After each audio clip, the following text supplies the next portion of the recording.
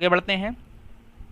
अब एक अलग से हेडिंग शुरू हो रहा है 7 नंबर का, जिसको बायोस कहा जाता है, मतलब BIOS, basic input output system कहा जाता है। बहुत इंपॉर्टेंट है, इसको समझते हैं कि ये होता क्या है। ठीक है, कई बार आप जब सिस्टम ऑन करते हैं तो इस प्रकार की स्क्रीन आपके सामने आ जाती है, वो इसके कारण ही आती है ना। देखते हैं। BIOS यानी कि बायोस एक सॉफ्टवेयर प्रोग्राम है। इसे मदरबोर्ड निर्माता कंपनी द्वारा स्थायी रोम मेमोरी चिप में स्टोर कर कंप्यूटर मदरबोर्ड पर स्थापित कर दिया जाता है। जब कंप्यूटर ऑन किया जाता है तो सबसे पहले BIOS सॉफ्टवेयर चलता है, यही चलता है सबसे पहले। इस सॉफ्टवेयर से जुड़े हार्डवेयर की जांच करता है, जिसे पावर ऑन सेल्फ टेस्ट कहा जाता है, मतलब पोस्ट भी इसी के अंतर्गत होता है। ये सारी चीज़ें जो है ना, ये आपने सुना होगा बूटिंग प्रोसेस, ये उसके अंतर्गत आते हैं, है ना, जिसमें से एक पोस्ट होता है। कहा जाता है बायोस में स्थित बूट स्ट्रैप लोडर, है ना, प्रोग्राम ऑपरेटिंग सिस्टम सॉफ्टवेयर की जांच कर इसे मुख्य मेमोरी में डालने का आदेश देता है ना। तभी आप जब पावर बटन ऑन करते हैं तो सिस्टम ऑन होने में टाइम लेता है, टीवी के जैसे जल्दी चालू नहीं हो जाता है। समझ रहे हैं बात को? तो टाइम लेता है। टाइम क्यों ले रहा है? क्योंकि उसको चेक करना होता है हर चीज़ को, कि कीबोर्ड ठीक से काम करे, माउस जुड़ा हुआ है तो माउस ठीक से काम करे, प्रिंटर लगा है तो वो भी ठीक से काम करे। मतलब देखिए, बेसिकली BIOS का काम है सिस्टम से जुड़े हर एक हार्डवेयर का चेक करना, उसको प्रॉपर तरीके से बताना कि आपका ये काम है, और उसको प्रॉपर तरीके से करंट प्रोवाइड कराना, ये इसी का काम होता है। ठीक है, कंप्यूटर ऑन होते समय डिलीट की दबाने पर बायोस सेटअप खुलता है इस प्रकार से, जहां हम दिए गए विकल्पों के अनुसार इसकी सेटिंग्स को चेंज भी कर सकते हैं, परिवर्तित भी कर सकते हैं, जो कि हम करते हैं। ठीक है ना, ये सारी चीज़ें किसके अंतर्गत आती हैं? बायोस के अंतर्गत आती हैं। ये जानना आपको बहुत ज़रूरी था। कुछ चीज़ें यहाँ पर हैं जो आपको याद रखनी पड़ेंगी। ठीक है, आगे बढ़ते हैं। इसके बाद 8वां पॉइंट है ना, वो देख लेते हैं।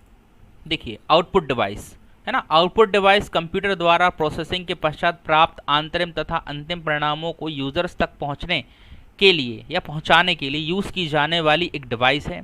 यह कंप्यूटर को यूजर्स के साथ जोड़ता है तथा प्रोसेसर द्वारा प्राप्त परिणामों को उपयोगकर्ता के समक्ष या सामने योग्य स्वरूप में प्रदर्शित करता है। चूँकि प्रोसेसर से प्राप्त परिणाम बाइनरी यानी कि 0 और 1 के फॉर्म में होता है, अतः इन्हें आउटपुट इंटरफेस द्वारा सामान्य संकेतों में परिवर्तित कर दिया जाता है। कहने का मतलब है कि पहले जब आप इसमें डेटा एंटर करते हैं, है ना, आपने तो डेटा एंटर किया अपनी लैंग्वेज में, लेकिन इसने कन्वर्ट किया है बाइनरी संकेतों में और उसको समझा है और प्रोसेस किया है। प्रोसेस के बाद जो आउटपुट आपको भेज रहा है वो भी इसी में होता है, लेकिन फिर उसको आउटपुट इंटरफेस के द्वारा परिवर्तित करके आपको आपकी लैंग्वेज में प्रदर्शित करा दिया जाता है। किसके माध्यम से? आउटपुट डिवाइस के माध्यम से। आउटपुट डिवाइस के कार्य क्या हैं? CPU से परिणाम प्राप्त करना, प्राप्त परिणामों को मानव द्वारा समझने या समझे जा सकने वाले संकेतों में बदलना, परिणाम के परिवर्तित संकेतों को उपयोगकर्ता तक पहुंचाना, ये इसके काम है। उदाहरण हैं monitor, printer, plotter, speaker, screen, image projector हैं, कार्ड रीडर आदि, ये सारे के सारे आउटपुट डिवाइस के ही एग्जाम्पल हैं। ठीक है, आगे बढ़ते हैं। इसके बाद 9वां पॉइंट आता है, जो है CPU की गति को प्रभावित करने वाले कारक। ये बहुत इंपॉर्टेंट है। ठीक है, ऐसे कौन कौन से पॉइंट हैं जो CPU की स्पीड को अफेक्ट कर सकते हैं, धीमा कर सकते हैं? ठीक है, देखिए, CPU या माइक्रो प्रोसेसर की कार्य क्षमता को 1 सेकंड में संपादित किए जा सकने वाले अनुदेशों की संख्या के आधार पर मापा जाता है। मतलब 1 सेकंड में वो कितनी चीज़ें कर पा रहा है ना। चूंकि CPU 1 सेकंड में लाखों अनुदेश संपादित यानी कि एग्जीक्यूट कर सकता है, अतः इसकी गति को MIPS यानी कि मिलियन इंस्ट्रक्शंस पर सेकंड या फिर BIPS यानी कि बिलियन इंस्ट्रक्शंस पर सेकंड में मापा जाता है। याद रखिएगा इन दोनों शब्दों को, MIPS और BIPS। ठीक, CPU की गति को प्रभावित करने वाले जो कारक हैं उनमें सबसे पहला आता है सिस्टम क्लॉक, घड़ी, जो किससे चलती है? CMOS बैटरी से चलती है। ठीक है, और CMOS चिप के अंदर पूरा डेटा होता है। CPU के डेटा प्रोसेस करने की गति कंप्यूटर के अंदर बने इलेक्ट्रॉनिक घड़ी पर भी निर्भर करती है, जिसे सिस्टम क्लॉक कहा जाता है। सिस्टम क्लॉक एक टाइमिंग डिवाइस है जो कंप्यूटर प्रोसेसिंग को सिंक्रोनाइज करने के लिए इलेक्ट्रॉनिक पल्स पैदा करता है, जिसे क्लॉक पल्स कहा जाता है। 1 सेकंड में ही माप रहे हो आप, है ना, 1 सेकंड में ही मापा जा रहा है चीज़ों को। तो 1 सेकंड जब वो चलता है तब वो कितनी इंस्ट्रक्शंस को जो है एग्जीक्यूट कर रहा है, वो मापने के लिए सिस्टम क्लॉक का यूज़ किया जाता है, वहीं से उसको पता चलता है। इसलिए सबसे पहला कारक किसको बनाया गया है, सिस्टम क्लॉक को बनाया गया है। इसलिए आपके सिस्टम का क्लॉक ठीक तरीके से चलना चाहिए, उसका टाइम कभी गड़बड़ नहीं होना चाहिए। उसके लिए आपको सीमोस बैटरी और सीमोस जो चिप है उसको तंदुरुस्त रखना चाहिए। ठीक है, सबसे पहला यही है। डेटा प्रोसेसिंग के कार्य को अनेक छोटे छोटे व मूलभूत चरणों में या स्टेप्स में बांटा गया है। एक चरण का कार्य समाप्त हो जाने के बाद दूसरा चरण आरंभ करने के लिए रजिस्टर क्लॉक, पल्स क्लॉक, है ना, ये देखिए क्लॉक पल्स है, का इंतजार करता है। क्लॉक पल्स सिस्टम क्लॉक द्वारा उत्पन्न किए जाते हैं। स्पष्टतः सिस्टम क्लॉक जितनी जल्दी क्लॉक पल्स उत्पन्न करेगा, सीपीयू के डेटा प्रोसेस की गति उतनी ही तीव्र होगी, है ना, ये देखिए उतनी ही तीव्र होगी। अन्य मापदंड यानी कि क्राइटेरिया समान होने पर 200 MHz यानी कि मेगाहर्ट्ज का क्लॉक 100 मेगाहर्ट्ज के क्लॉक की अपेक्षा दुगनी गति से काम करेगा। मतलब आपका सिस्टम क्लॉक ठीक से चलना चाहिए तो आपका सिस्टम का स्पीड भी बराबर बना रहेगा। सिस्टम क्लॉक की गति को 1 सेकंड में उत्पन्न क्लॉक पल्स की संख्या के आधार पर मापा जाता है। 1 सेकंड में उत्पन्न पल्स की संख्या को हर्ट्ज यानी कि ये देखिए HERTZ वाला हर्ट्ज कहते हैं। सिस्टम क्लॉक की गति को सामान्यतः मेगा हर्ट्ज यानी कि MHz क्या है 10⁶ बहुत अधिक है ना, या गीगा हर्ट्ज यानी कि GHz 10⁹ ये भी बहुत ज़्यादा है, पल्स पर सेकंड में निरूपित किया जाता है। 1 मेगा हर्ट्ज 1 मिलियन साइकिल प्रति सेकंड के बराबर है। देखिए आप सोच भी नहीं सकते इतना स्पीड से ये काम करता है, जबकि 1 गीगाहर्ट्ज में 1 बिलियन साइकिल प्रति सेकंड होते हैं। आजकल उपलब्ध कंप्यूटरों में सिस्टम क्लॉक की गति 500 मेगाहर्ट्ज से 4 गीगाहर्ट्ज तक हो सकती है, कि बहुत ज़्यादा होती है। क्लियर है?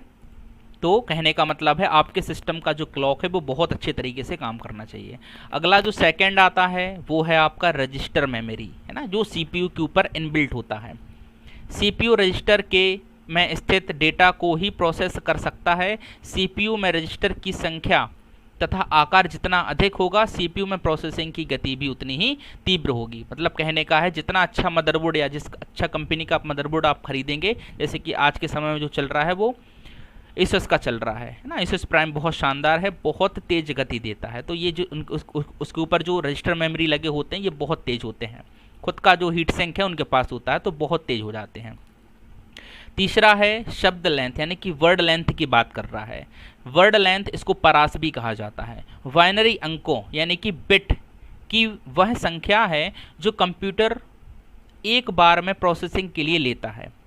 शब्द परास अधिक होने से कंप्यूटर गति बढ़ जाती है। शब्द परास की लंबाई 8, 16, 32 या 64 बिट तक हो सकती है। 64 बिट शब्द परास का अर्थ है कि सीपीयू एक साथ 64 बिट डेटा को प्रोसेस कर सकता है। देखिए ये इसकी प्रोसेस करने की क्षमता को दर्शाता है। आज के समय में 32 बिट और 64 बिट चल रहा है ना। मान लीजिए 1 MB का फाइल आपका है, सबसे छोटी यूनिट जो होती है वो बिट होती है। आपका जो कोई फाइल है 1 MB का, तो 1 MB को अगर आप 8-8 के टुकड़ों में बांटेंगे तो बहुत ज़्यादा टुकड़े होंगे, मतलब प्रोसेसिंग में ज़्यादा टाइम लेगा। 16-16 में बांटेंगे तो थोड़ा सा कम लेगा, 32 में बांटेंगे तो और कम लेगा, 64 में तो बिल्कुल समय नहीं लेगा। समझ रहे हैं? तो आप इसको ऐसे समझ सकते हैं कि 1 MB की फाइल को प्रोसेस करने में लिया जाने वाला समय जैसे जैसे कम होगा, मतलब आपका बिट बढ़ता चला जा रहा है। ठीक है, ये वर्ड लेंथ कहलाता है।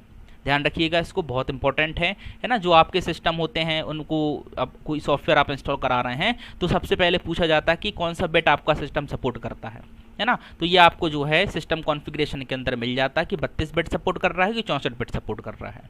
क्लियर? आगे देखिए कैश मेमोरी, ये अभी हमने पढ़ा हुआ है पीछे, है ना। इसका एक शॉर्ट नोट देख लेते हैं। कैश मेमोरी सीपीयू से सीधे जुड़ा होता है, अतः इसमें डेटा स्थानांतरण की गति तीव्र होती है।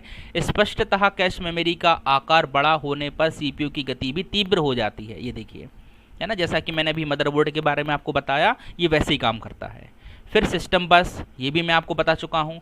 कंप्यूटर में बने सिस्टम बस की चौड़ाई यानी कि बिड्थ सीपीयू की गति को प्रभावित करती है। यदि सिस्टम बस की चौड़ाई 32 बिट है तो उसका अर्थ है कि कंप्यूटर बस में 32 तार हैं।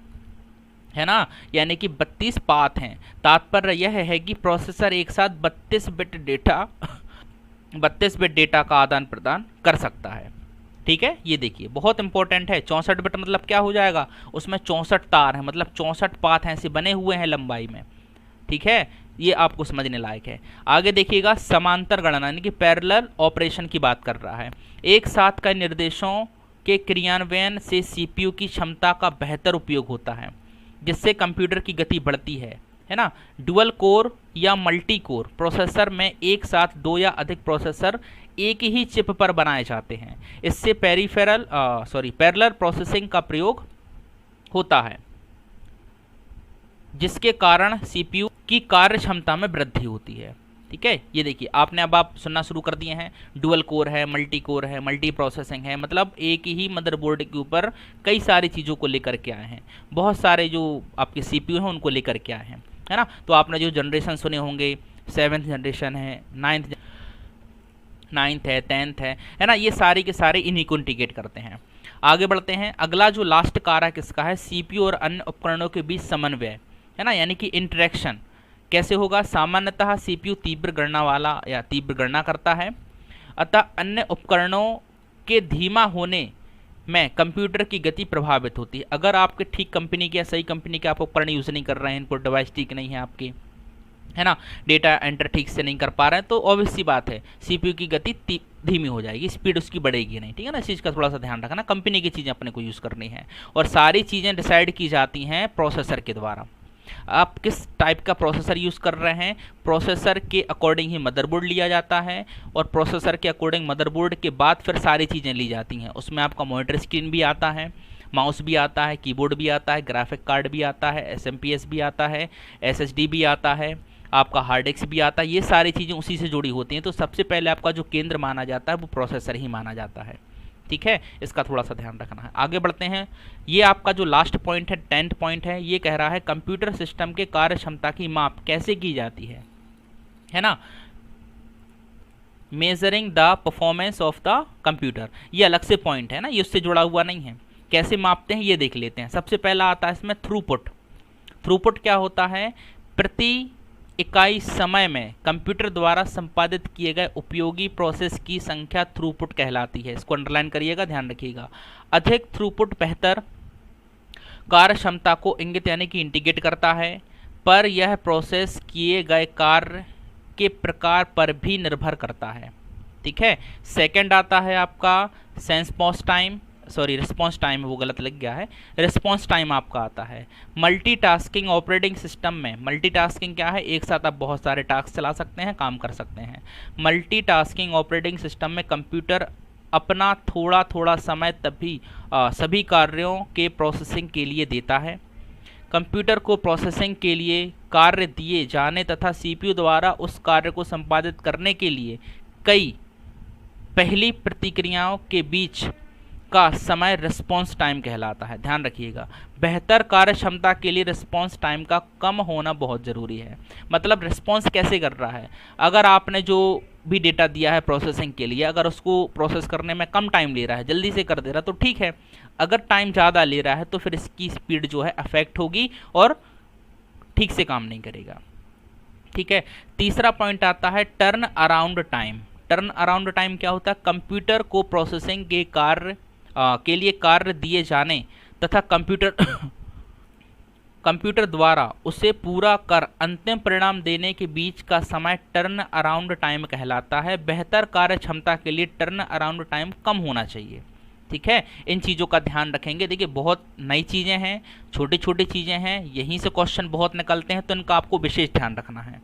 ठीक है, कई सारे क्वेश्चंस आपके इन छोटे छोटे पॉइंट्स से ही निकलेंगे, तो इनको आप ध्यान से पढ़ लीजिएगा। ये थे आपके जो चैप्टर हमने देखा है, वो हमने देखा है कंप्यूटर की कार्य पद्धति यानी कि प्रिंसिपल्स ऑफ कंप्यूटिंग। ठीक है, इनको आप ध्यान से देखिएगा, समझिएगा। कहीं किसी पॉइंट में दिक्कत हो, समस्या हो तो आप मुझसे पूछ सकते हैं। मिलते हैं अगले वीडियो में अगले चैप्टर के साथ, अगली हेडिंग के साथ। तब तक के लिए जय हिंद, जय भारत।